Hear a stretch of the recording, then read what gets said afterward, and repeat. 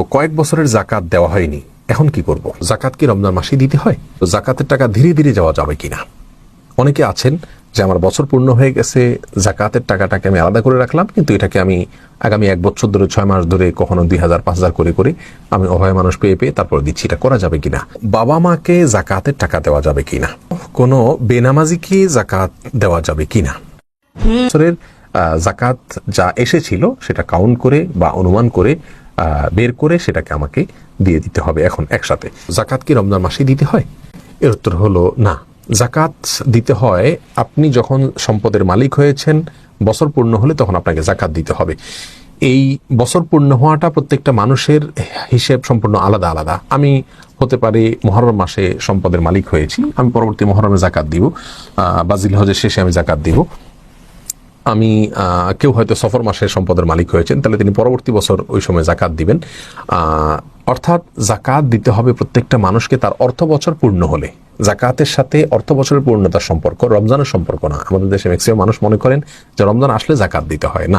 আপনার বছর যখন পূর্ণ হবে তখন আপনি জাকাত দিতে হবে।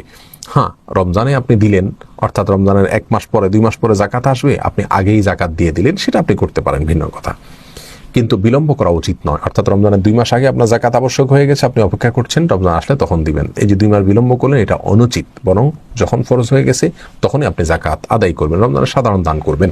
তো জাকাতের টাকা ধীরে ধীরে যাওয়া যাবে কিনা?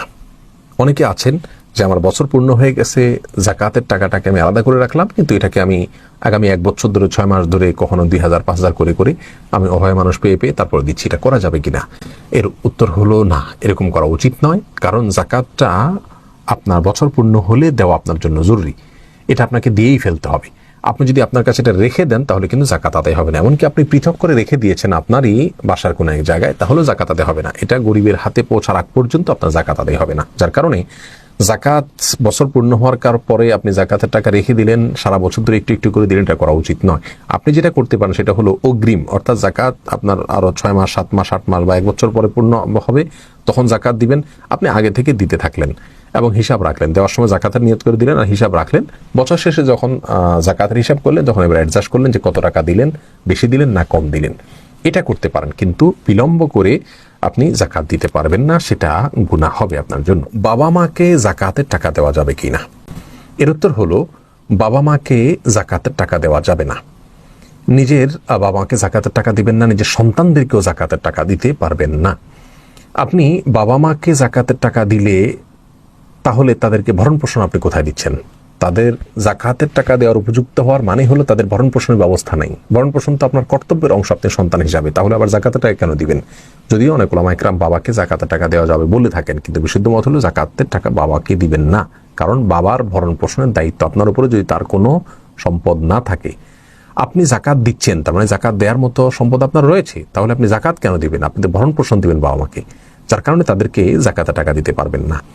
আর সন্তানদেরও ভরণ পোষণ দেওয়ার দায়িত্ব আপনার, যার কারণে তাদেরকে আপনি যে ভরণ পোষণের দেওয়ার দায়িত্ব যেহেতু আছে, জাকাতের টাকা তাদেরকে দিতে পারবেন না। যাদের ভরণ পোষণের দায়িত্ব আপনার নয়, যেমন ভাই বোন, তাদের বালক হয়ে গেলে, প্রাপ্তবয়স্ক হয়ে গেলে তাদের আর ভরণ পোষণের দায়িত্ব আপনার থাকে না, যার কারণে তাদেরকে আপনি জাকাত দিতে পারবেন।